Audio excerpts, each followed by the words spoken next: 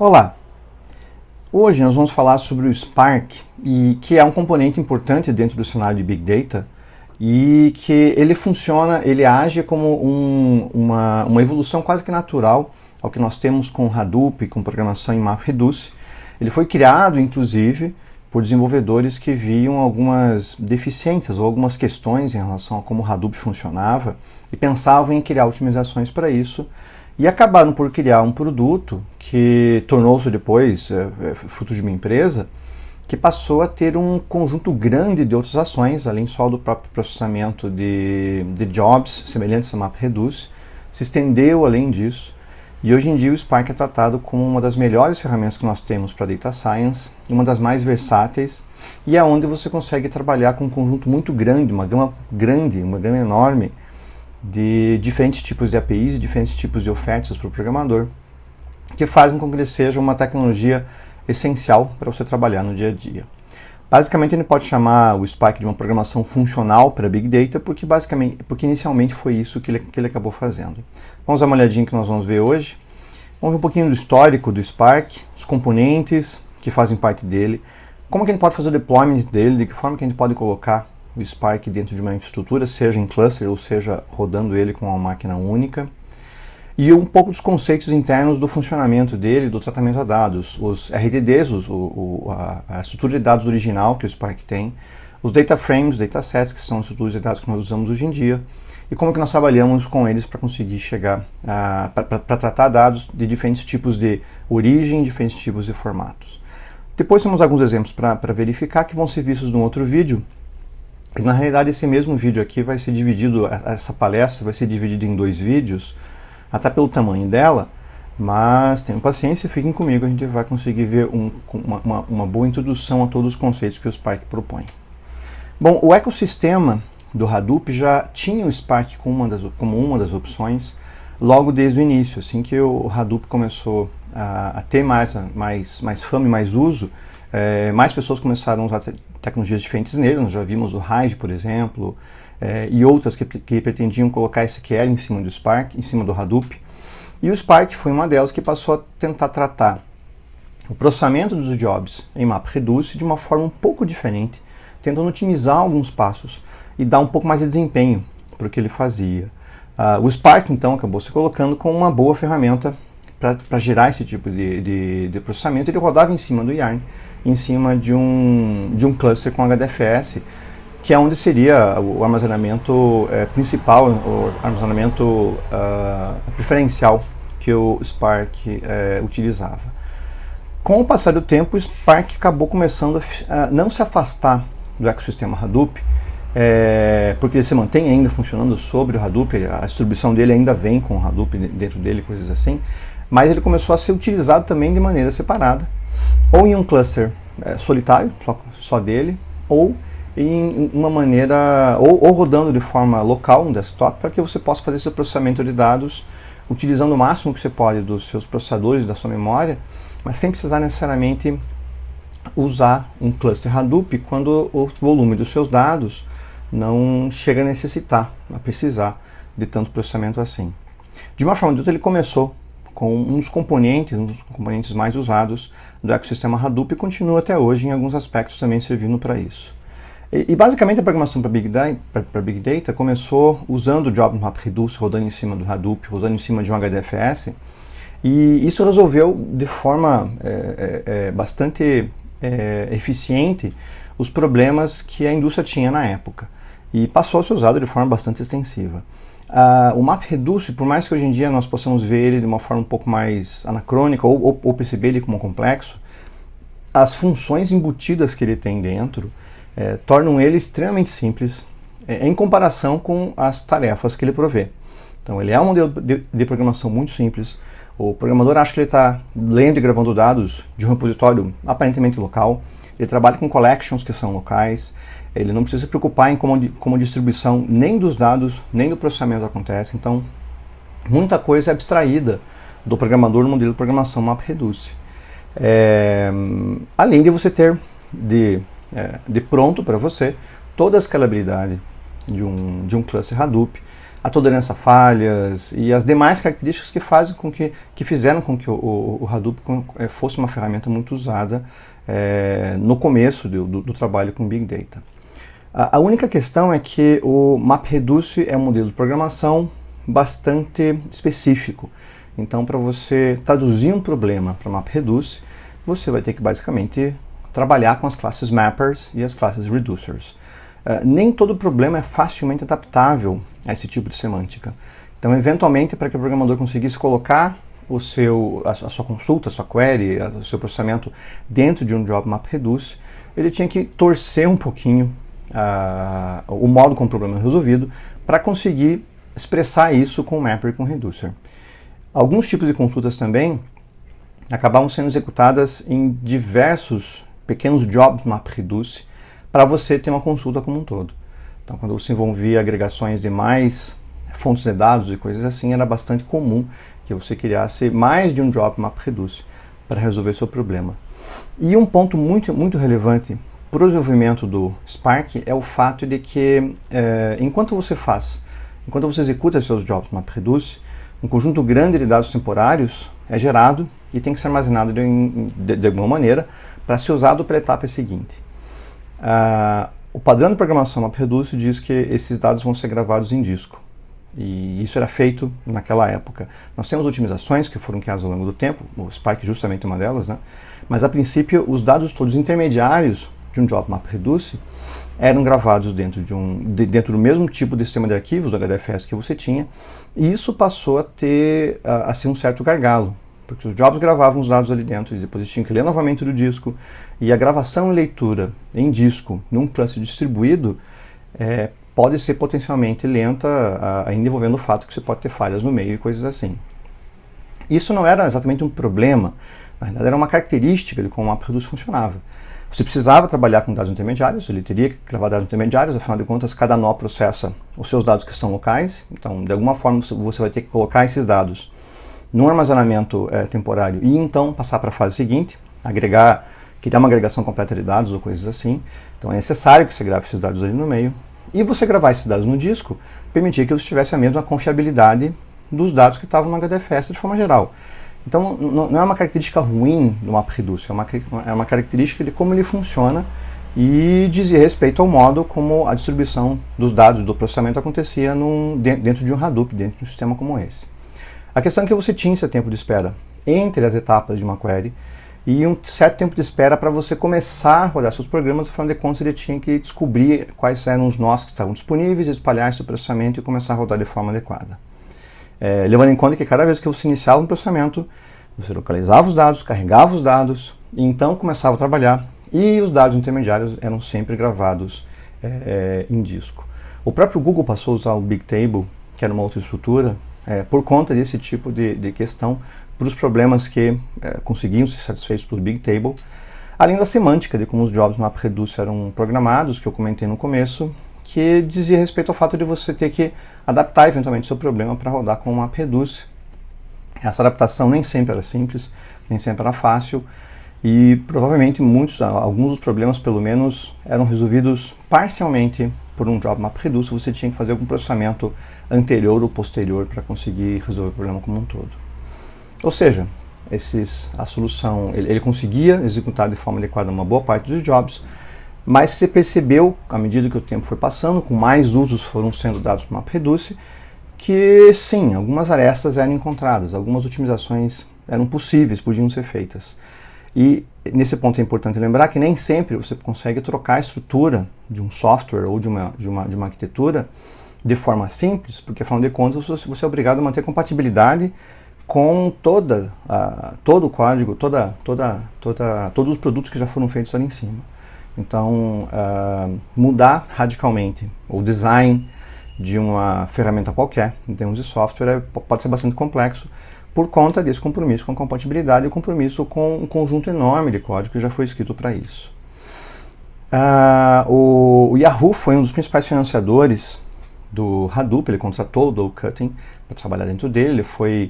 O final do desenvolvimento do Hadoop foi basicamente financiado pelo Yahoo, e ele foi repassado então à Apache Software Foundation para fazer a administração tanto do código-fonte quanto das licenças e de coisas assim. E as dificuldades operacionais no MapReduce começaram a aparecer assim que as pessoas começaram a usar mais. Como eu já comentei, ele tem uma complexidade operacional para funcionar, e dentro do MapReduce, uma série de códigos simples, se você tentar pensar em como uma query SQL funciona, né? Uma série de coisas simples tinham que ser repetidas frequentemente. Então você tinha muito boilerplate code, aquele código que você repete, repete, repete, e ele basicamente só cumpre uma função, que uma vez que eu perceba que ela é tão repetitiva assim, deveria estar incorporada em alguma biblioteca ou alguma coisa do gênero, pelo menos para aquelas situações em particular que você está usando. Um outro ponto também é que ele gravava os dados intermediários de forma muito frequente. Então, você claramente tinha que ler os dados de um HDFS para passar para a próxima etapa, você executava aquela etapa, depois que a etapa é terminada, você gravava no HDFS novamente, então os dados eram colocados novamente. A próxima etapa, o próximo processo tinha que ler os dados do HDFS novamente. E ler e gravar no disco não chega a ser um problema, porque afinal de contas, quando você termina um processamento, você tem que persistir esses dados, o resultado do seu processamento em algum lugar. Esse lugar tem que ser durável, tem que ser persistente, afinal de contas. Então, gravar no disco não chega a ser uma coisa ruim. O problema é quando você tem isso no meio de uma operação. O resultado final, sim, pode ser gravado lá dentro, que ele vai ser consumido diversas vezes por outros processos, eventualmente. Mas, quando você tem um processo que é um pouco mais complexo e tem várias etapas intermediárias, a gravação de todas essas etapas e a leitura para a próxima etapa pode começar a ser um gargalo, principalmente quando essas etapas intermediárias começam a se contar na casa das dezenas. E não é tão difícil você imaginar um job MapReduce que tenta traduzir uma query com joins ou coisa assim, ser expressa ao longo de mais de uma dezena de pequenos jobs MapReduce, cada um faz uma função em particular ali dentro. Essas gravações e leituras subsequentes em um armazenamento que não era tão rápido assim, passou a ser algo que pensou-se em otimizar. Foi uma das primeiras coisas que, ok, isso daqui está tornando o meu processamento mais lento. Será que a gente não pode melhorar isso de alguma forma? As consequências óbvias, né? Se esse meu processamento é reutilizado logo em seguida e então descartado, será que eu não posso manter em memória? Mas eu estou dentro de um cluster. Como é que eu mantenho essa memória distribuída? Como é que eu mantenho essa memória resistente a falhas, tolerante a falhas, se por acaso um dos meus nós caísse? Justamente quando eu gravo no HDFS, eu gravo 3 cópias, 3 réplicas. Posso gravar 3 réplicas em diferentes nós, exatamente pelo fato de que você pode perder um dos nós. E isso não é exatamente previsível, então se você vai gravar isso em memória, você acrescenta um grau de dificuldade nisso, mas uma das conclusões mais simples é, sim, os dados que são intermediários, que eu vou usar logo na etapa seguinte e vou descartar, ele não vai ser usado para nada além disso, ou seja, não é um dado que vai ficar ali presente para ser usado para mais processamentos. Será que eu podia manter memória por acaso? No AmpLab de Berkeley, essa era justamente a resposta a pergunta a ser respondida por um aluno de doutorado chamado Matei Zaharia, que é orientado por um professor chamado Ion Stoica, que a ideia era tentar otimizar, de alguma forma, esse processamento distribuído que acontecia dentro do Hadoop. Para jobs, principalmente jobs interativos, ou seja, aqueles jobs onde você está fazendo queries exploratórias, queries interativas, você executa uma query, verifica o resultado e já em seguida aprimora, refina aquele resultado e tenta fazer mais uma vez e continua e assim por diante. Essas queries interativas que acabam sendo um lugar comum, uma coisa muito comum no dia a dia de cientistas de dados ou de pessoas que estão tentando analisar dados, explorar dados para tirar alguma conclusão, elas não eram assim tão bem executadas pelo MapReduce, embora pudesse ser feito obviamente, mas você demorava um bom tempo para isso, até para você programar um job em cima disso. Claro que nós já tínhamos o Hive, que era uma maneira de você executar queries SQL em dados que eram pelo menos semi-estruturados, mas mesmo assim o Hive ele criava um job MapReduce e você então executava esse job depois. E todas aquelas etapas intermediárias e todas aquelas questões ainda basicamente eram as mesmas. Então percebeu-se que o MapReduce não era tão eficiente assim para esse tipo de job interativo, apesar de ele ser muito eficiente para processar logs ou para jobs que demoravam muitas horas e rodavam durante a madrugada ou coisa assim, né? E o Matei Zahara gostava muito de Scala e começou a pensar em... Scala é uma linguagem que trabalha com muitas collections, tem um foco em cima disso, programação funcional, principalmente baseada em collections. Ele começou a imaginar se ele não poderia colocar uma dessas collections de Scala, uma collection de forma geral, em memória e de forma distribuída. Então, existe alguma maneira de eu criar uma collection que seja visível do ponto de vista do meu programa, mas que ela esteja disponível em diversos nós, espalhada pela memória de diversos nós, e que isso também consiga ter tolerância a falhas e que isso também melhore drasticamente o desempenho? Foi isso que ele acabou criando na tese dele, propondo na tese dele, e só pelo fato de você colocar isso em memória, é fácil imaginar que o desempenho ia melhorar. E ele começou a ter desempenhos nos papers iniciais de mais de 10 vezes superiores a um job MapReduce convencional, rodando no mesmo tipo de infraestrutura.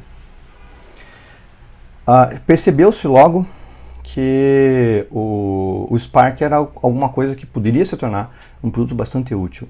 E Berkeley, o AmpLab, hoje em dia o AmpLab já mudou de nome, acho que estava no slide anterior, eles têm uma cultura muito interessante de você criar uma spin-off, uma startup baseada nos produtos que tem ali dentro. Essa cultura, aliás, é bastante comum em muitas universidades, que já tem esse veio de empreendedorismo, que é bastante salutar, por sinal. E eles imaginaram que isso seria uma ferramenta útil e abriram uma iniciativa só para trabalhar com Spark. Colocaram um código de forma aberta, ele já estava inicialmente aberto, mas licenciaram via BSD e doaram ele para a Apache Software Foundation para que ela pudesse fazer o controle do fonte, das licenças e todo o resto. Tem um número grande de iniciativas de código aberto que acabam doando para instituições como a Apache Software Foundation, justamente porque você criar uma instituição para controlar a fonte, controlar a licença e todo o resto, pode começar a ser complexo e custar muito tempo e dinheiro. Então, por que não você doar esse código para uma instituição que já é expert, já tem muita experiência nisso? É por isso que tem uns projetos que acabam indo para a Fundação Apache e para outras instituições semelhantes à Apache Software Foundation. Ele foi colocado lá no começo da década de 2010 e passou a ser um top-level project em 2014. A própria Apache Software Foundation tem incubador de projetos, então ela não coloca um projeto como um top-level, quer dizer, um projeto que é independente dos outros, logo de cara. Então, ela primeiro coloca ele numa incubadora, ele vai estar junto com os projetos que são suportados, mas o Spark logo conquistou o status de top-level porque ele passou a ser muito utilizado e o próprio pessoal do Berkeley criou uma empresa chamada Databricks para suportar o Spark de forma comercial. O código-fonte você pode baixar e usar o Spark a partir do site da Fundação Apache sem nenhum custo, sem nenhum tipo de custo atrelado a como trabalhar com esse software. Mas, se você precisar, e como é bastante comum em empresas, se você precisar de um suporte de alguém que consiga resolver seus problemas quando eles acontecerem, ou até mesmo desenvolver módulos do Spark para algum tipo de necessidade específica que você tenha na sua empresa, a Databricks, entre outras empresas, mas a Databricks tem os fundadores, te provê esse serviço. E hoje em dia já provê muito mais serviços, já agregou vários produtos em torno do Spark, suporta instalações do Spark em nuvem, Data Lakes e mais uma série de outras iniciativas que são colocadas em torno dele. E você tem a possibilidade e a segurança de você ter não só um software que você pode baixar e usar à vontade, sem custo nenhum, mas ter os próprios criadores do software com um plano de suporte, contratar eles para desenvolvimento ou coisa assim, entre outras várias empresas que hoje em dia suportam o Spark dessa forma.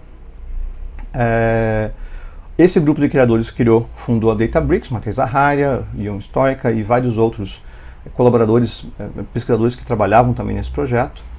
E a versão 1.0 do Spark foi lançada oficialmente em 2014, mas antes disso as pessoas já usavam ele frequentemente, porque passou-se muito tentador o fato de você executar um job MapReduce sem precisar ter esses estágios intermediários gravados em disco, e só o tempo que você ganhava com isso passou a tornar essas queries exploratórias essas queries mais interativas, muito mais dinâmicas. Então, você delegava um cientista de dados, ele conseguia trabalhar com esse tipo de processamento sem ter um custo tão alto em termos de espera entre uma execução e outra. Aqui tem um pouquinho de qual o timeline histórico do Spark. Então, aqui no começo nós temos o próprio MapReduce, em 2002, sendo utilizado pelo Google, internamente pelo Google. E em 2004 nós temos o paper seminal de como o MapReduce funcionava. Logo antes tinha tido o paper do HDFS. Na realidade, o Google tinha um paper do Google Distributed File System. E baseado no paper do HDFS, do DFS da Google, o Doug Cutting criou o HDFS. Baseado no paper do MapReduce, ele criou o Hadoop, que é a infraestrutura de software por cima disso. Em 2006, ele foi contratado pelo Yahoo e o uso do Hadoop explodiu. E muitas pessoas começaram a utilizar, teve um summit do Hadoop em 2008. E em 2010, o paper inicial do Spark foi publicado e as pessoas começaram a perceber que você tinha ali uma solução para vários dos problemas que pelo menos um grupo de usuários do Hadoop tinha. E em 2014 ele passou a ser top level, mas muito antes disso, no Apache, muito antes disso ele já era bastante utilizado pela comunidade, justamente por causa dessas facilidades. Aqui estão os papers principais, eles vão estar disponíveis depois no site da disciplina, mas independente disso, vocês podem buscar esses papers em qualquer repositório, e provavelmente já estão disponíveis de forma aberta, você não precisa mais pagar para acessar nenhum deles. Os papers principais são o Spark, Cluster Computing with Working Sets, como que você criava uma estrutura de processamento em cluster de uma forma ligeiramente diferente de como o Hadoop trabalhava, e os RDDs, Resilient Distributed Datasets, como que eles criaram a Fault Tolerant Abstraction for In-Memory Cluster Computing, como eles criaram uma estrutura em memória e tolerante a falhas para você fazer computação distribuída. E esses RDDs, esses datasets que eram distribuídos e resilientes, quer dizer, eram tolerantes a falhas e ao mesmo tempo distribuídos, a existência dos RDDs, a criação dos RDDs foi o ponto principal para que o Spark pudesse funcionar. Afinal de contas, o que o RDD faz, basicamente, é tomar uma collection, tomar um dataset completo, um conjunto de dados, e manter esses dados em memória e ao mesmo tempo distribuídos. Distribuídos porque você pode ter falhas em alguns dos nós, e distribuídos também porque se esse RDD está distribuído em memória em vários nós do meu cluster, eu posso selecionar facilmente qualquer um dos nós que tenha cores, que tenha CPU disponível para que eu possa rodar e executar isso de alguma forma. Então, os RDDs são uma estrutura fundamental que permitiram que o Spark fizesse o que ele faz realmente. O ponto principal é ter dados distribuídos in memory, ter o desempenho de in memory e contando com a distribuição e contando com a tolerância a falhas. Esses são os papers que explicam basicamente como o Spark existe. Então, basicamente, o que é o Spark? O Spark é uma estrutura para Big Data que pode ser usado em cluster ou não. Você pode usar ele em um cluster HDFS com um Yarn, com Hadoop por cima, e você pedir para o próprio Yarn fazer a distribuição do processamento, e você lendo e gravando os resultados iniciais e finais de um HDFS, os intermediários se mantêm em memory, ou você pode usar ele na sua própria máquina local para fazer os processamentos com os datasets que você tem. Não importando quais sejam os datasets, são CSVs, são JSON, são datasets, alguns que você coleta, que você conecta em um banco de dados relacional, ou outras fontes diversas, que permitiu com que o Spark fosse bem aberto em relação a qualquer tipo de tecnologia que ele acaba coletando.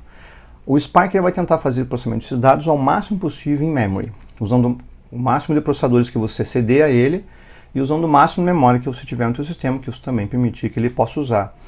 Isso quer dizer que você consegue ter uma máquina com um volume de memória não tão grande, provavelmente uma máquina que ainda cabe no desktop, estou falando de alguma coisa com 64, 128 GB de RAM, alguma coisa assim, de forma que você suba o máximo possível dos dados que você tem para a memória e comece a trabalhar com eles.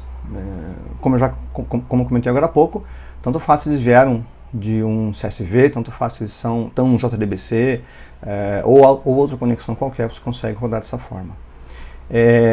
E o Spark, apesar do MapReduce ele ter sido projetado ou pensado desde o início para trabalhar com processamento em batch, processamento em lotes, o Spark tenta sair um pouco disso e passar para aplicações, além de aplicações em batch, aplicações que sejam interativas, queries interativas que você possui.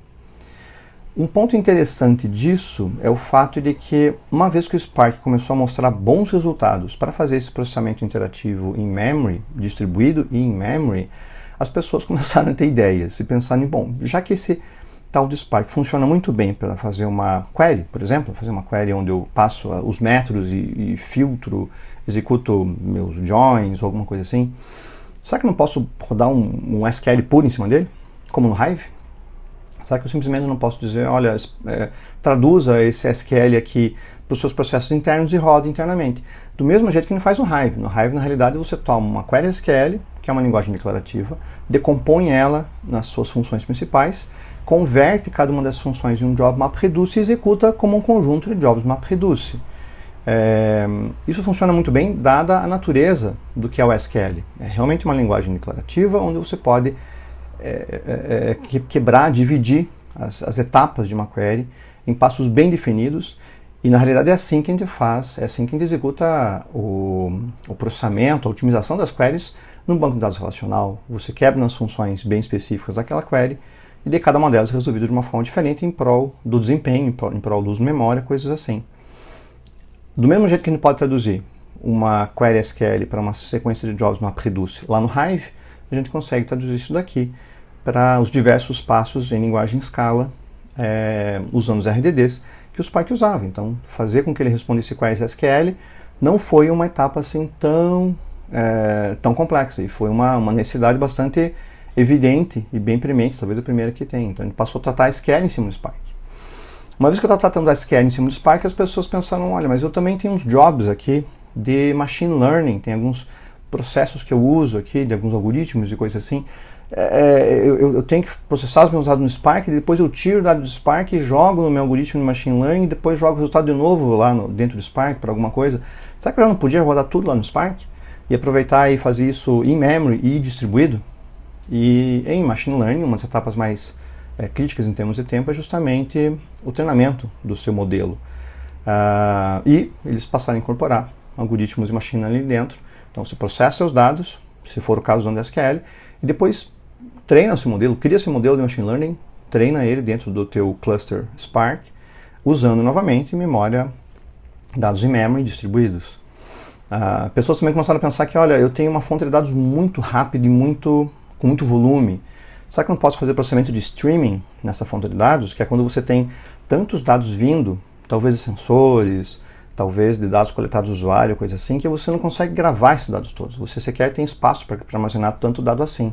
Então, o que você faz é tentar tratar o máximo possível o dado quando ele está entrando, e aquele volume de dados entra já é descartado, porque não há como armazená-lo. Isso é streaming. E eles incorporaram o streaming no Apache, no Spark, de forma que você já vá coletando os dados, processando o que pode, armazenando o que você precisa, descartando o resto. Isso já passou a ser um dos métodos de ingestão do Spark. Outro tipo de processamento complexo que nós temos é o processamento de grafos, onde, novamente, uma distribuição desse processamento no cluster pode ser bastante benéfica. E essas funções começaram a ser agregadas no Spark, de forma que ele se tornou, hoje em dia, uma ferramenta múltipla e uma ferramenta que faz com que, se você precisa realmente processar seus dados, só pensando no exemplo de machine learning, você tem que sempre processar os dados e enriquecê-los, tratar esses dados, transformar esses dados.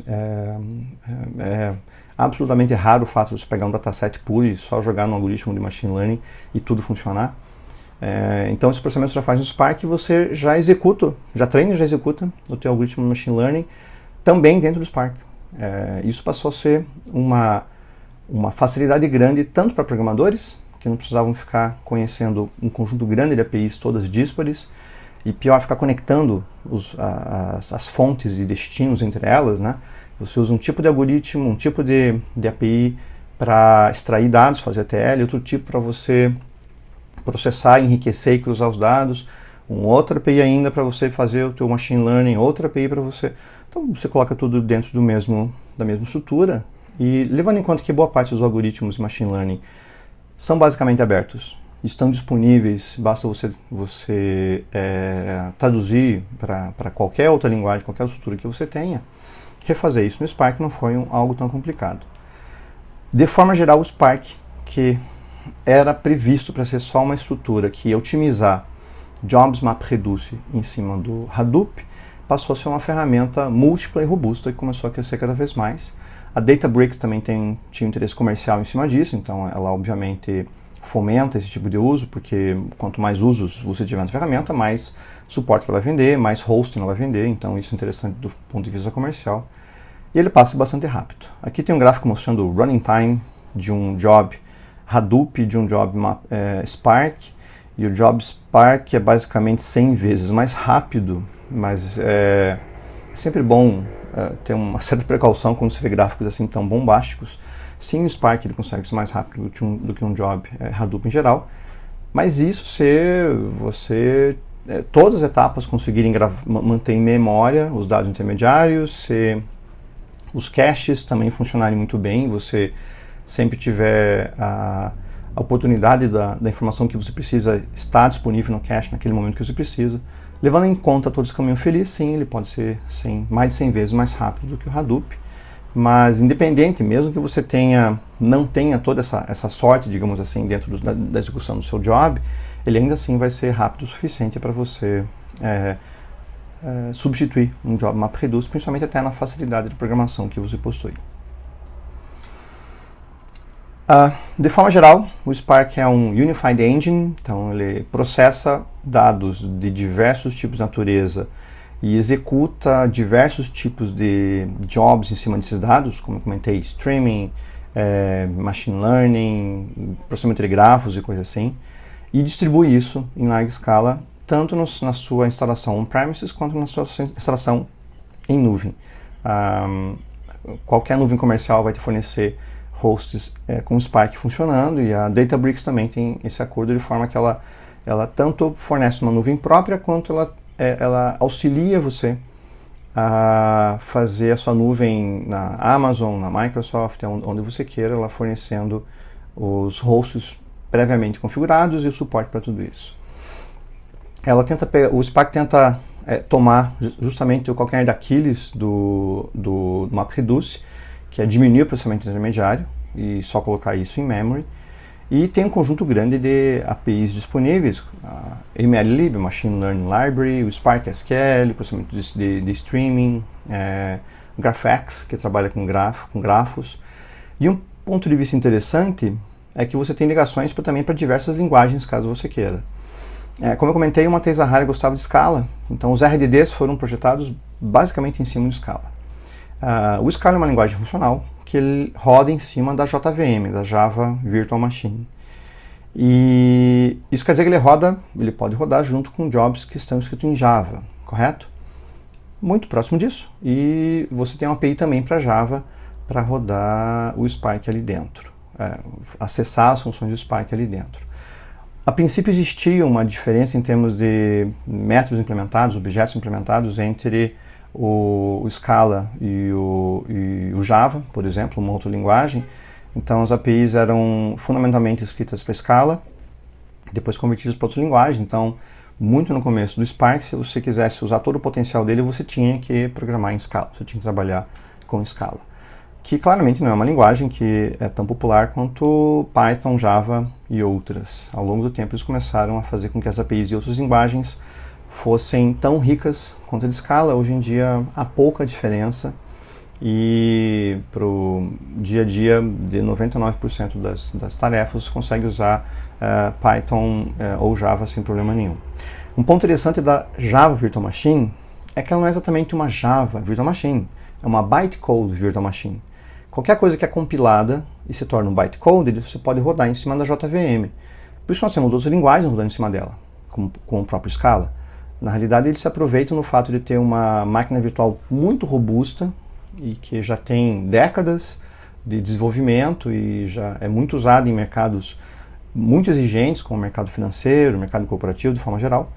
E daí você faz com que o teu compilador de Scala, de Python, do que for, compile para bytecode. E você possa rodar em cima dessa máquina virtual, se beneficiando do fato de você executar em qualquer plataforma, de você conseguir acessar dados de várias fontes e coisas assim.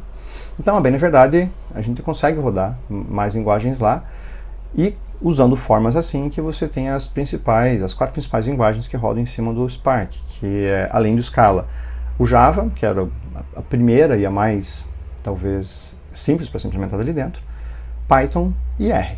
Então, com essas 4 linguagens, as 4 principais, você consegue atender um grupo muito grande de usuários, que são desde programadores para jobs mais pesados, talvez tenha alguém que, como eu comentei agora há pouco, de mercado financeiro, alguma coisa assim, que tem uma parte dos seus sistemas, uma boa parte deles escrito em Java, então quer usar Java para a mesma linguagem para acessar também esses jobs que vão rodar no Spark, como cientistas de dados que usam Python, como estatísticos que usam R, então você consegue abrir um público muito grande.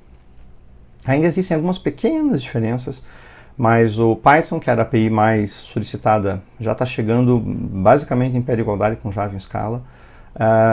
Eu não uso muito a API DR, acredito que ela esteja um pouquinho para trás, mas não deve ser uma diferença muito significativa e já atende mais do que bem a comunidade para a qual ela é colocada.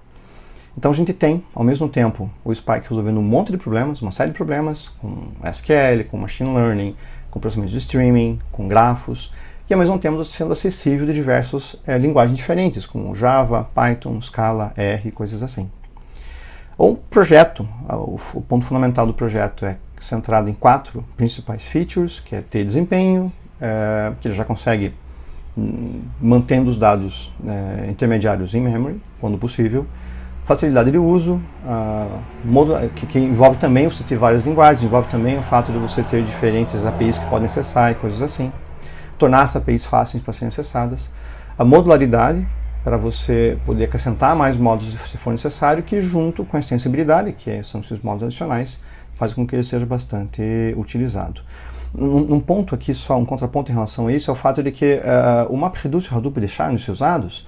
Não, você tem ainda muitos usos para programação MapReduce pura e simples, principalmente quando seus dados não são nada estruturados ou quando a estrutura deles é muito parca, muito suave, você pode encontrar problemas facilmente por isso.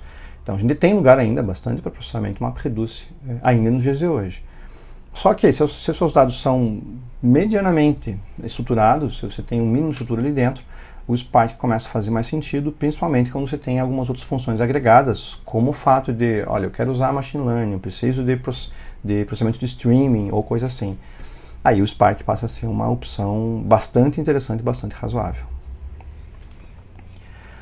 Basicamente, para desempenho, ele tenta permitir o uso de múltiplos cores e memória, então ele vai tentar usar o máximo de cores possíveis do seu host, o máximo de memória possível que você tem, tanto em cada nó do seu cluster, quanto num host só, se você for fazer processamento local. E na disciplina aqui nós vamos usar ele mais para processamento local, não vamos colocar ele em cima de um cluster.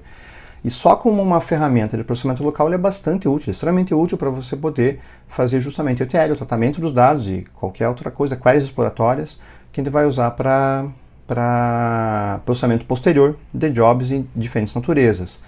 Claro que se você tiver só um banco de dados relacional, então você só tem MySQL, o Oracle, o Postgres na sua instituição, talvez você consiga resolver tudo só com a tua interface SQL do teu banco relacional. A questão é quando você começa a ter fontes diferentes. Então tem um pedaço dos dados que vem em CSV, outro pedaço está saindo de JSON, de um web service de um parceiro, outro pedaço está num banco relacional no seu MySQL, tem um banco relacional num Oracle também de um parceiro que você tem que juntar e fazer processamento de quase tudo isso junto. E essa situação não é assim tão incomum. Então, para isso, daí ferramentas como o Spark acabam sendo úteis. Ele trabalha também com o DAG, que é um Direct Acyclic Graph, onde você tem a visão de todas as etapas do processamento de um job em particular. Esse DAG, um gráfico dirigido a cíclico, é mais ou menos não, é a mesma coisa que é usado em boa parte dos Query Engine Processors de bancos de dados relacionais. É um grafo onde você divide em etapas o que você vai fazer dentro de um processamento. Então, você vai fazer um join, por exemplo, você vai tratar os dados de uma parte do join num ponto do grafo, outra parte depois. Você vai ter que executar filtros. Talvez os filtros sejam feitos antes do join ou depois do join. Isso depende muito das condições de otimização que você queira. Você vai ter um order by no final, quem sabe você vai fazer a classificação lá no final. A maneira pela qual você vai executar o join, você vai percorrer inteiro uma tabela, você tem um índice para isso. Todas essas questões são opções que você tem dentro desse grafo acíclico e você vai, essa tela aqui é uma tela da console do Spark, você pode tanto ver esse grafo quanto tentar otimizar ele. Que é uma coisa que a gente também pode fazer, que a gente faz também em bancos relacionais, usando o Explain. Em algumas ferramentas você vê o grafo também, né? Mas se você usar uma ferramenta só texto, pelo menos no Explain você vê quais são as etapas que a tua query está seguindo, e daí pode atuar em cima delas para executar de uma forma ou de outra. O Spark tenta usar processamento em memory ao máximo possível. E a gente sabe que o in-memory depende do tamanho da tua memória e o tamanho do teu dataset. Então, eventualmente, não vai ser possível fazer isso. Mas ele vai tentar manter, usando técnicas que a gente já conhece para cache e coisas assim, manter os dados mais usados o máximo de tempo disponível em memória, para que você ganhe tempo com isso.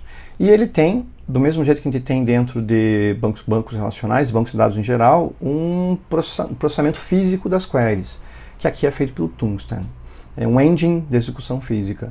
Uma coisa é a execução lógica, quais são os dados, quais são as organizações que eu tenho, outra coisa é a execução física, que diz respeito a como é que eu acesso isso do meu sistema de arquivos, do meu disco, se é que ele está ali dentro, como é que eu otimizo isso para esse tipo de armazenamento, ou para aquele tipo de armazenamento, como é que os caches são resolvidos, se você tem armazenamento em disco rígido, disco spinning, disco girando é uma coisa, se você tem armazenamento em SSD, alguma coisa diferente. O Tungsten consegue utilizar recursos como memória não volátil, por exemplo, caso esteja disponível. Ele compila o processo para ele rodar da forma mais otimizada possível dentro de cada ambiente que você possui. Ele pensa em estratégias de cache. Então, Tungsten é quem resolve a parte física para você. Do mesmo modo que em bancos relacionais, a gente está um pouco afastado da execução física, porque você não pode atuar tanto assim. Você pode configurar o Tungsten e tentar otimizar ele para o seu ambiente particular. Mas a gente tem essas diversas etapas para você conseguir mais desempenho dentro de uma query que roda no Spark. E aqui tem um pouquinho do que ele faz. Então você tem as diversas linguagens que estão aqui em cima e você tem um Data Frame Logical Plan, o plano de execução lógico em cima do Data Frame, que é uma estrutura de dados fundamental que ele possui. Na realidade, eu comentei que o Spark começou com os RDDs, que ainda são estrutura fundamental de dados que funcionam no core do Spark, mas ela não chega a ser assim, uma estrutura de dados tão familiar para quem não trabalha com escala, em boa parte das vezes. O que aconteceu foi que com o tempo, eles acrescentaram uma nova camada, que são os data frames, a partir da versão 2 dele, e depois os datasets também. E essa estrutura de dados passou a ser a estrutura de dados fundamental que o Spark possui. A API da RDD ainda está lá, até porque internamente você ainda tem que distribuir isso e fazer com que isso funcione de forma em um cluster e coisa assim. O RDD é a saída para isso. Mas do ponto de vista de acesso ao programador, o DataFrame é a estrutura preferencial hoje em dia. E aqui embaixo você tem o back-end do Tungsten, onde ele pode usar diversos recursos para conseguir melhor desempenho. Então, otimizar sua JVM, usar uma LLVM, uma Low Level Virtual Machine, que basicamente você vai converter um código de uma linguagem para um assembly já conectado diretamente ao máximo possível com as instruções do seu processador em particular, fazendo quase aquele mesmo bypass que a gente faz com máquinas virtuais com o processador. Se você tiver GPU, você pode usar NVRAM e mais outros recursos de hardware que você tem. O Tungsten vai tentar otimizar o máximo possível o seu processamento, cada execução, quer você queira, quer não, e você pode tentar configurar o Tungsten para se adequar melhor a uma determinada situação que você possua. Ele tem a facilidade de uso com um dos pontos fundamentais. A principal abstração são os RDDs, os Resilient Distributed Datasets, que é uma estrutura simples, mas uma estrutura mais voltada para quem trabalha com escala. Então, hoje em dia a gente usa Data Frames e Datasets. Os RDDs estão lá ainda, como eu comentei. É possível imaginar que a API de RDDs ela não vai evoluir tanto assim, pelo menos do ponto de vista da visibilidade para o programador, quanto as APIs Data Frames, Datasets, Data Frame com a API mais fundamental. Mas os RDDs continuam lá, porque mantém o Spark funcionando. Você só não vai mais ter binds, ligações para o programador externo acessar esse tipo de informação. Vai ficar lá só com tanto um legado quanto o funcionamento interno dele. Do ponto de vista do programador, a gente usa Data Frames boa parte das vezes. E tem uma série de operações, de métodos para você transformar, para você executar ações ali dentro. E nas diversas APIs, você pode fazer essas operações de dados de forma programática, usando métodos. Então, um método para filter, um método para uma projeção, que é o select, coisas assim. Ou você pode simplesmente rodar um SQL em cima disso.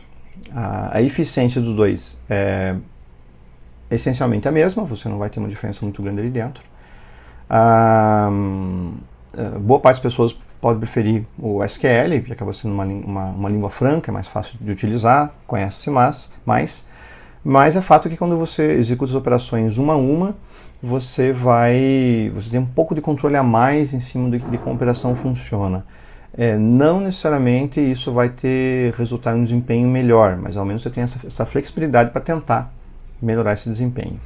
Tem um ponto interessante, que é o fato de que, a gente vai ver nesses mesmos slides mais tarde, o Spark funciona no modo lazy de execução, lazy execution. Isso quer dizer que quando você começa a aplicar filtros e aplicar ordens e coisa assim, ele não vai executar aquilo naquele momento.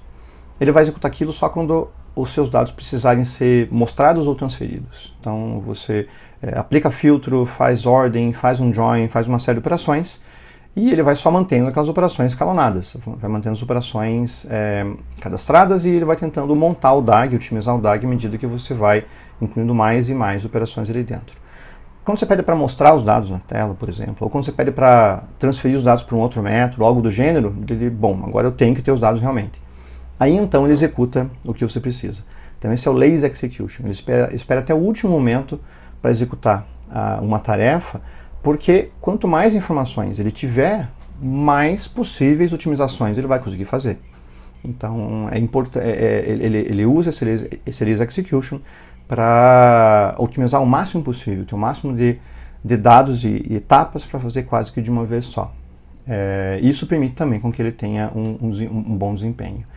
E essas operações podem tentar ajudar nesse tipo de melhoria em desempenho, mas na maioria absoluta das vezes, ou um SQL ou uso de funções, vai resultar no mesmo desempenho porque o processador de queries nativo do Spark também é muito eficiente. Então, por mais que você tenha suas ideias de como otimizar com essa operação antes ou depois ou coisa assim, muito provavelmente essas hints, essas dicas de otimização são coisas que o processador de queries do Spark já sabe também e já vai aplicar naturalmente. Mas é evidente que em algumas situações você pode conseguir um desempenho um pouco melhor. Ele tem uma série de linguagens e módulos disponíveis. Os módulos básicos do Spark são o Spark SQL, o Streaming, o Machine Learning Library e o GraphX. E pelo menos Scala, Java, Python e R você consegue acessar. E SQL também, se você considerar o SQL como uma linguagem, então você tem diversos acessos porque você está fazendo no Spark, e ao mesmo tempo tem uma série de funções que você pode acessar de qualquer uma dessas bibliotecas. E uma aplicação Spark única pode usar todas as ferramentas, e é bastante comum que se use, porque pelo menos se for fazer uma aplicação em Machine Learning, por exemplo, treinar um modelo de Machine Learning para executar alguma função, para uma certa situação, você vai provavelmente usar o Spark SQL para você processar uma parte dos seus dados, você vai usar o core do Spark para juntar essas informações e talvez agregar informações de um banco relacional com um CSV ou com um JSON que você tenha. Então vai usar as APIs do Spark Machine Learning Library para montar o seu modelo, para treinar o seu modelo. Então você pode usar em uma mesma aplicação diversas bibliotecas, todas elas caso queira. Ele é bastante extensivo no sentido que ele não é proprietário em relação aos componentes que ele quer. Você pode ler dados, por exemplo, de um HDFS, de um armazenamento Amazon S3, de um blob do Azure. Ele tem conexões para diversos tipos de armazenamento, para o seu HD local, para o seu disco local, o seu storage local, caso você queira. Ele se conecta a diferentes fontes de dados, então ele tem conectores para quase qualquer banco de dados disponível. até porque, como ele é baseado numa JVM, ele tem acesso ao JDBC de forma nativa também, você pode criar fontes de dados ali dentro. Ele pode usar fontes de dados que venham lá de um HDFS, de um Cassandra, de um MongoDB, conecta um MongoDB, Hive. Então você tem uma opção, uma gama grande de fontes de dados, fora as mais simples, como CSVs, JSON, coisa assim, para você juntar esses dados todos em algum lugar. É mais ou menos como você, e a gente pode fazer isso dentro do Spark, que é o fato de você fazer um join de uma tabela de um Oracle com uma tabela de um MySQL, bancos diametralmente diferentes. Um join de uma tabela de um Postgres com uma collection do MongoDB. Você consegue fazer isso, porque ele conecta em fontes de dados diferentes, abstrai essas fontes de dados e executa a ação que você quer dentro do SQL. É bastante divertido fazer isso, e se ele tiver memória suficiente, vai ser rápido igualmente também. E você pode incluir pacotes de terceiros também, tem uma lista de pacotes que eles mantêm no projeto Spark, lá no Apache. A Databricks te orienta em como criar um módulo para você mesmo, caso você queira, você tenha algum tipo de necessidade específica de uma aplicação, coisa assim, você pode incluir com um módulo do Spark, não só como aplicação externa, mas como um pacote interno ao Spark, além dos pacotes que estão disponíveis para você agregar, caso seja necessário. Aqui tem uma visão um pouquinho maior do Spark, então os diversos tipos de bancos de dados que você pode se conectar, um Elasticsearch, o Delta Lake, que é a opção de Data Lakes que a Databricks te oferece, o Redis, que é um banco Key-Value, o MongoDB, que é um banco documental baseado em JSON, o Cassandra e o HBase, que são bancos de dados baseados em Column Family, são colunares, mas com famílias de colunas. O HDFS do Hadoop, caso queira ler lá, um Postgres, um MySQL, basicamente qualquer banco de dados que tenha um driver disponível para o Spark. Se tiver um driver JDBC, o Spark consegue conectar até ele, um banco DBC também. Então, você tem uma possibilidade de conexão muito grande. E para uma ferramenta de integração de dados, para uma ferramenta que vai estar na mão de um cientista de dados, isso é uma vantagem bastante consistente. Então, você tem uma mesma API, a chance de conectar com fontes muito diversas e criar um job só, que vai preparar os dados para uma possível segunda etapa. Seja essa segunda etapa um Data Warehouse, um BI, um Machine Learning, ou mesmo só uma análise de dados que você faça nativamente, localmente, dentro daquele job. Mas o fato é que essa capacidade de conexão do Spark faz com que ele seja um canivete suíço bastante bem quisto pela comunidade de ciência de dados e por pessoas que já há muito tempo faziam esse tipo de processamento, mesmo antes da gente começar a chamar isso de Data Science. Bom, o que o Spark não é? É bom definir as coisas pelo que é e que não é, eventualmente acaba sendo útil. O Spark não é uma versão modificada do Hadoop, apesar de que no começo ele tinha muito dessa cara. Então você pensava no Spark como um jeito de você fazer um MapReduce, mas não em Java, assim em Scala e sem usar gravação intermediária de dados. Mas na realidade o Spark ele não precisa ter nada a ver com o Hadoop caso você não queira. Você pode rodar ele local sem ter nenhum Spark, você pode rodar ele em cima de um S3 da Amazon, você pode rodar ele em qualquer ambiente que você queira. Lembrando que o Hadoop é aquela junção do HDFS com o Yarn. Você pode rodar o Spark em cima só do HDFS, sem precisar de Yarn. Ele tem um gerenciador de cluster próprio, como o Mesos. Ele interage com Kubernetes também a partir da versão 3. Tem vários outros gerenciadores que ele pode utilizar para tentar gerenciar tanto a distribuição das máquinas quanto a coordenação delas. Ele pode usar o Spark. Se você já tiver uma infraestrutura Spark, ele pode ser muito útil para você, porque você já tem o HDFS, que é um sistema de arquivos que a resiliência dele, a distribuição dele, são interessantes para muitas situações. E caso você já tenha um sistema de processamento baseado em Yarn, ele consegue se conectar com Yarn para distribuir os workers do Spark ao longo do seu cluster e executar dessa forma. Mas ele não necessariamente precisa do Spark, ele não tem nenhuma necessidade sobre isso. E ele acaba sendo um ecossistema novo para Data Lakes e para Big Data de forma geral. E o Big Data não necessariamente precisa ser um Big Data que você tenha um cluster de 300 nós para resolver isso. Mas só dados que você vai ter que processar de fontes diferentes. Lembrando aqueles 3 Vs do Big Data, hoje em dia a variedade das fontes passa a ser bastante presente. Então as fontes cabem na sua memória, quer dizer, você compra uma grande máquina que tem 1 TB de RAM para você poder processar tudo em memory se for necessário. levando em conta o quanto custa isso e o quanto de tempo você pode ganhar com uma máquina desse tamanho, hoje em dia já não é alguma coisa assim tão absurda. Mas você, apesar de ter 1 TB de RAM para processar localmente, você tem fontes muito diversas. Como eu comentei, tem um MongoDB, tem um Postgres, tem arquivo JSON, arquivo CSV. Como é que você junta tudo isso? Ele pode ajudar muito, muito nesse sentido. E pensando num conceito de um data lake, onde você mantém os seus dados brutos armazenados e as etapas todas do processamento desses dados brutos e gerais acaba também sendo colocada, acaba também sendo armazenada, de forma que, se você precisar voltar para os dados brutos, você volta. Um data lake vai usar bastante armazenamento, obviamente, mas tem a grande vantagem de que você pode retornar para pontos no seu processamento caso você precise. Você tem isso historicamente guardado. A própria manutenção dos dados no formato original é uma segurança que, se você precisar voltar e reprocessar num outro formato, você vai estar com eles ali, devidamente, com histórico feito, com controle de versão feito e coisas assim. E no ecossistema para Data Lakes, a gente tem basicamente os métodos e as estruturas para ingestão de dados, para você coletar dados do ambiente, você vai armazenar em algum lugar e você vai entregar esses dados para o seu usuário consumir de alguma forma.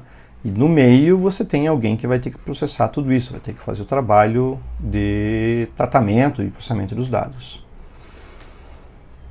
O Spark você coloca como essa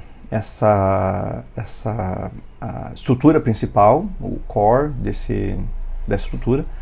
E ele pode rodar aqui em cima, se você tiver um cluster, sobre diversas tecnologias, como o próprio Yarn, que seria num cluster Hadoop. A partir da versão 3 do suporte Kubernetes, para também fazer a distribuição dos workers e executar dentro de um cluster. E o Mesos, que é o controlador de cluster do próprio Spark, que vai servir para boa parte das situações. Você tem um conjunto grande de estruturas para coleta desses dados, os ETLs mais convencionais, os processamentos de streaming mais convencionais, caso você já tenha processo de streaming rodando, não queira usar o streaming do Hadoop ou coisa assim. E você pode armazenar isso em quase qualquer método de armazenamento possível, desde o seu storage, seu disco rígido, seu SSD local, até um sistema em HDFS, e aí você pode rodar o Yarn por cima disso. E os armazenamentos de nuvem, caso você queira. Então, em vez de você usar um arquivo no /home/ alguma coisa, você vai no S3 alguma coisa e você já faz referência para buscar uma informação que está no teu storage que você colocou na nuvem e rodar a partir disso. Então, ele tem suporte para tudo isso e consegue rodar de forma adequada. E para consumir, você pode exportar e mostrar esses dados das mais variadas formas. A gente tem o cientista de dados que acaba sendo, e talvez os nossos exercícios aqui na disciplina seja a situação que a gente mais vai ver, que é o fato de você ter alguém que vai fazer queries interativas, que vai tratar os dados ali dentro de jobs ou dentro da console mesmo. Mas além disso, você pode expor seus dados a partir de um Web Service REST, pode permitir que as pessoas só baixem os dados, que se conectem a ele através de um driver JDBC, você conecta no Spark e consome os dados ali dentro, busca por um Solr, por um Elasticsearch, coisa assim. Então, um Data Lake acaba sendo uma infraestrutura onde você pode conectar fontes diversas com consumos diversos e a regra principal é que o teu core, o teu meio, seja flexível o suficiente para que você consiga ligar basicamente a ralhos com bugalhos, que você consiga ligar tecnologias que não iam conseguir se ver tão facilmente através disso, e que você mantenha um conceito de histórico, mantenha os seus dados brutos armazenados e possa voltar a eles cada vez que seja necessário.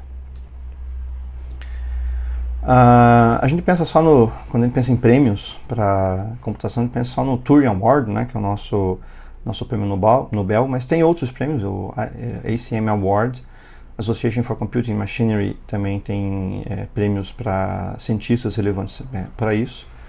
O paper do Spark, que é o Unified Engine for Big Data Processing, ganhou o prêmio da ACM em 2016. Eles reconheceram isso, a importância tanto do Spark quanto de tecnologias que conseguem integrar mais informações dentro da computação. Apesar da tendência de integração e distribuição ser grande, mesmo a partir de décadas no passado, a gente sabe que nem sempre isso é feito com o devido sucesso e nem sempre isso é aberto o suficiente. E você tem diversos componentes de Big Data que a gente consegue agregar dentro do Spark. E quando você faz isso, quando você usa uma ferramenta única, uma ferramenta agregada, você diminui seus custos de várias maneiras. Você não precisa ter um expert para 12 ferramentas, você vai treinar a sua equipe para trabalhar com uma ferramenta só. O suporte das ferramentas fica mais barato, em vez de você suportar várias ferramentas, vai pagar por um suporte único. Então, a própria operação, as diferentes fontes de erro que você pode ter dentro da ferramenta. Então, usar uma ferramenta única para fazer Analytics tem suas claras vantagens, não excedendo o fato de que de vez em quando você pode querer usar ferramentas abertas e usar ferramentas que vão ser díspares agregadas a ela também. Mas é importante e é uma redução em custos e complexidade você ter uma ferramenta unificada para isso. Aqui estão os componentes do Spark, os principais componentes do Spark, e o core do Spark é o que está aqui embaixo. O core dele basicamente são as bibliotecas de RDD, o Tungsten, os engines principais, o processamento de queries, o DAG e todo o resto, porque o acesso otimizado a armazenamento, cache, coisas assim, porque essas operações funcionam para basicamente qualquer uma dos componentes de cima. A gente consegue acessar ele usando esse core do Apache Spark direto, a gente vai fazer isso em alguns exemplos, que é trabalhando com ele diretamente, usando as funções para esse acesso. Mas a gente pode usar os outros componentes. O Spark SQL é a infraestrutura que vai permitir que você faça operações com os dados usando SQL, estejam esses dados num formato mais estruturado ou não. Claro que isso vai ter diferentes efeitos dependendo da fonte dos dados que você possua. Então, em um MongoDB, por exemplo, nós não temos, é um banco de dados sem esquema, é um schemaless. Então você não tem certeza se todos os documentos, se todos os registros da sua collection estarão no mesmo formato. E o Spark vai ter diferentes resultados baseados nisso também. Você pode configurar de forma diferente. Mas ele consegue aplicar SQL em quase qualquer tipo de fonte. O streaming, para você carregar dados que tem um volume muito grande, que você não vai armazenar tudo, você vai só guardar algumas coisas, algumas conclusões e o resto vai ter que descartar, porque basicamente não tem como guardar. A API de Machine Learning, que tem diversos dos componentes, dos algoritmos e modelos mais convencionais, mais comuns. E a API de processamento em grafo distribuído. Quando você junta esses componentes todos, você tem um conjunto de APIs para uma aplicação que possa ser realmente robusta e que, apesar de parecerem assuntos díspares, nem parecem ser tão díspares, bem na verdade. Não é incomum você pensar numa aplicação que use esses quatro componentes ao mesmo tempo, para você processar alguma coisa usando em Data Science. Não é tão não usual você ter uma aplicação assim tão complexa. E que se você tivesse isso em bibliotecas diferentes, certamente você teria um crescimento em complexidade vertiginoso. Aqui tem um pouquinho dos componentes que você possui novamente, o Spark SQL junto com Data Frames e Datasets, eles já incorporaram essas APIs ali dentro. Na realidade, o Spark SQL, que funcionava antigamente em cima de RDDs, a princípio ele teve outro nome para isso, era o Spark Shark, se não me engano, um tubarão, Spark Shark, que fazia o SQL em cima das RDDs.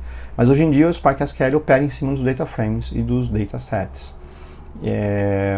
Então a API de Data Frame e Dataset está bem intimamente ligada com a API do Spark SQL. O Spark Streaming para sistema estruturado, a API de Machine Learning e a API de processamento, em cima das principais linguagens que você roda em cima do Spark Core. Eles estão nesse gráfico aqui classificando o SQL como uma linguagem também, a despeito de classificar ou não o SQL como linguagem, mas pelo menos um método de acesso diferente também. Então sim, você consegue acessar em Scala, que é a linguagem original na qual ele foi programado, o core dele ainda tem código, obviamente código em Scala. Java, que é a linguagem mais próxima de Scala por dividir a mesma JVM. Python e R, que tem diferentes públicos, né? O R mais para o pessoal de estatística, matemática, e o R também já está sendo muito ensinado em escolas de economia, administração e coisas assim. Ele parece uma linguagem, a estrutura que ele tem parece ser mais simples do que uma linguagem de programação convencional, como Python, Java, para usuários leigos, e Python para cientistas de dados, hoje em dia.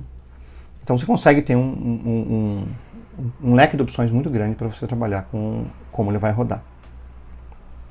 Está aqui um pouquinho do Spark SQL. Ele consegue acessar diversos tipos de arquivos diferentes. Você pode usar ele de qualquer uma das APIs principais de linguagem. Então ele funciona a partir de Python, de Java, de R, tanto faz.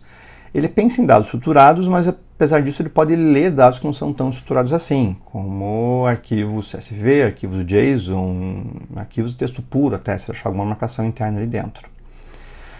Além de poder, claro, trabalhar com bancos de dados relacionais, que são mais comportados, bancos NoSQL, Mongo, Cassandra, que tem aquela questão de variação dos possíveis registros ali dentro. E arquivos, de forma geral. Além dos formatos convencionais para troca de dados, como CSV e JSON, nós temos um conjunto muito bom e importante. Eu coloquei por cima do Avro ali, né? Mas o Avro, o Orc, o Parquet são formatos de arquivos bastante relevantes para quando você trabalha não só com Big Data. O Orc e o Parquet são muito usados em clusters Hadoop, mas mesmo em armazenamento local, quando você precisa de dados colunares. O Parquet é um armazenamento para dados que são colunares. Pensando que você vai usar numa tabela, num arquivo, que você tenha talvez dezenas de campos, às vezes centenas de campos, você não vai usar todas essas dezenas de campos em quase todas as consultas. Na realidade é bastante oposto. Você vai, na maioria das vezes, usar algumas poucas colunas. Dessas dezenas de colunas, você vai usar 5, 6 ou meia dúzia, ou talvez menos, para fazer algum processamento. Eventualmente é só uma coluna-chave e um campo numérico para agregação. E os arquivos de formato colunar privilegiam acesso para colunas dos seus dados em vez de registros, como em geral um banco relacional trata. Um banco relacional, quando você vai listar os 10 registros, por mais que se use, vai estar listando 1 ou 2 campos de cada registro, ele vai listar a linha como um todo em cima de tudo isso.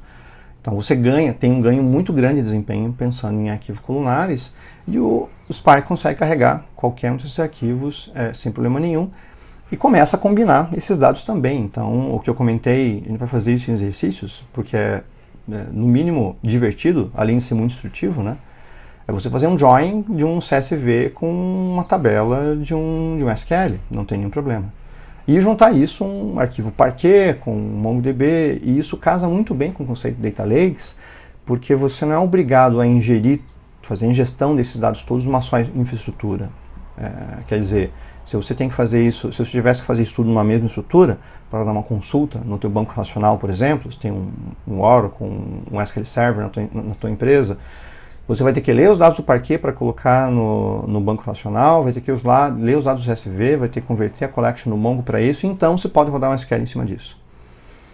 Para queries exploratórias, esse trabalho, esse esforço pode ser muito grande. Você está explorando justamente os dados, para então você gerar algum tipo de job posterior.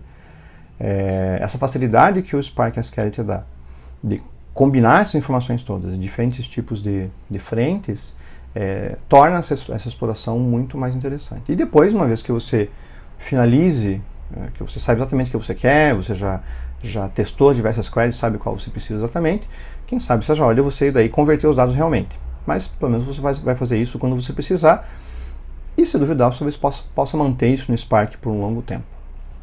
Ele tenta implementar o SQL ANSI 2003, mas ele não implementa completamente. Algumas coisas não são colocadas ali, porque principalmente pensa nas consultas em cima disso. O Spark Machine Learning Library trabalha com algoritmos e modelos de Machine Learning. Ele tinha outro nome, o package em particular tinha o nome MLlib até a versão 1.6, que é a API de Machine Learning baseada em RDDs. E Spark.ml depois disso, que é a API que é baseada em Data Frames. A gente vai usar nos nossos exercícios só o Spark.ml, não há por que você voltar para o RDD, principalmente porque se você usar o MLlib com RDDs, a entrada dos dados tem que ser uma RDD, então você mexe com Data Frames e converte para RDD, depois coloca no algoritmo, e a conversão é bastante simples dentro do Spark, mas é mais razoável você manter isso direto em RDDs, porque Até o próprio desempenho começou a melhorar a partir disso. E é uma API que está em franco desenvolvimento, ela tem um conjunto grande de funções, e com a explosão de machine learning nos últimos anos, eles passaram a dar muita atenção para isso. Os algoritmos são os convencionais encontrados em diversos outros APIs. Esses são feitos para alguns tipos de redes neurais, onde você pensa em APIs como o PyTorch e o TensorFlow, elas são mais envolvidas do que o Spark MLlib consegue te dar. Mesmo comparando talvez com o Scikit-learn, Scikit-learn tem mais artefatos do que tem no Spark MLlib, porque ele tem um tempo muito maior em termos disso, mas o MLlib tem os principais algoritmos colocados ali dentro, você pode executar a partir dele, se beneficiando do in-memory e do processamento distribuído. Para alguns tipos de algoritmos e modelos de machine learning, a vantagem de você executar isso de maneira distribuída pode ser o ponto de decisão para você usar uma ferramenta como um Spark, porque o treinamento dos algoritmos de machine learning para geração de modelo é o ponto fundamental de desempenho que ele possui. Em alguns algoritmos, a execução da previsão, da predição, do processo dentro do algoritmo pode ser também uma questão em desempenho, um KNN, por exemplo. Mas na maioria das vezes, na maior parte das vezes, o treinamento é o ponto crucial. E o treinamento pode levar muitos minutos ou muitas horas. Então, distribuir isso num cluster pode ser bastante interessante. E só por isso, talvez, rodar o Spark MLlib já pode ser útil. Fora isso, é o fato de que você vai usar um algoritmo convencional, como um Support Vector Machine, uma floresta de árvores, um Random Forest, coisa assim. Você já está mexendo com seus dados dentro do próprio Spark, você já fez a injeção dos dados, está fazendo o tratamento dos dados ali dentro, você já executa o algoritmo ali dentro mesmo e já continua com o seu processamento. Você já mantém tudo isso dentro da mesma infraestrutura. E ela está ficando cada vez mais desenvolvida à medida que o tempo passa. Os outros dois componentes principais são o Structured Streaming, que ele é baseado em data frames, então, bem na verdade, o streaming se baseia no fato que você vai lendo byte a byte, vai coletando uma série de informações e processa o que dá e joga fora a origem dos dados logo depois. Eles chamam de Spark Structured Streaming porque ele vai fechando data frames e processando os data frames à medida que você tem um bloco já executado. A gente interpreta isso como uma tabela. Se for pensar como uma tabela SQL que vai crescendo continuadamente e que você vai esquecendo os primeiros registros dela. Você vai andando pela tabela pensando numa janela. Então você tem uma janela ali de 20 registros, 50 registros, dependendo do tamanho que você tem. Você vai vendo aquilo para processar e ela sempre vai ter registros novos à sua frente e você não consegue voltar para os registros de cima. Isso é basicamente um Spark Structured Streaming. É interessante porque daí você não precisa usar nenhuma instrução diferente só para fazer streaming. Você usa as mesmas instruções que você estava usando para trabalhar com data frames. É só um data frame que você não pode voltar para trás. Você já perdeu os dados de trás porque, como eu comentei, é um volume de dados muito grande. Ele acaba deixando isso... ele não tem como armazenar tanta informação assim. E o GraphX, o processamento de grafos passou a ter um crescimento em termos de utilização nos últimos anos também, porque as pessoas perceberam que, para muitos algoritmos de processamento, o uso de grafos pode ser bastante útil. Então, além de a gente usar Graph Neural Networks e outras coisas, tem o fato de que análise de rotas, análise de redes sociais, e não é só análise de redes sociais que você busca dos principais fornecedores, Twitter, Facebook, coisa assim, mas quando você monta um grafo com uma rede social, pensando como grafo, dos seus clientes, dos clientes com os produtos e coisas assim, e você começar a executar processos ali dentro, ver quais clientes se agregam em torno de um conjunto de produtos ou coisas assim. Isso passou a ser bastante interessante. E se vocês lembram, se alguém teve aulas de grafos na graduação, o processamento de grafos não é exatamente uma coisa rápida. Então, os diversos tipos de algoritmos, PageRank, centralidade, caminhos e coisas assim, cliques, né, Connect Components e cliques, eles usam bastante processamento porque basicamente, eventualmente, você tem que ficar percorrendo o grafo o tempo todo. É só pensar no problema do caixeiro viajante, que pode ser um problema complexo, assim que você aumenta de forma não tão grande assim o tamanho do seu grafo. A vantagem de usar o grafo no Spark é que você vai usar operações paralelizadas para fazer isso. De novo, você distribui isso no cluster.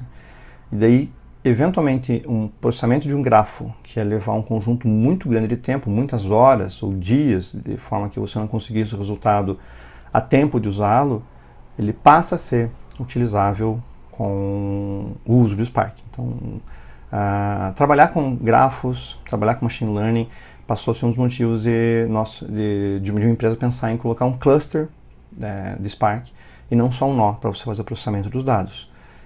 Esse treinamento de algoritmos de machine learning e o processamento de grafos, a paralelização que o Spark te oferece, basicamente ele brinda, já está pronto, começa a ser um ponto diferencial para você usar essa ferramenta ou não.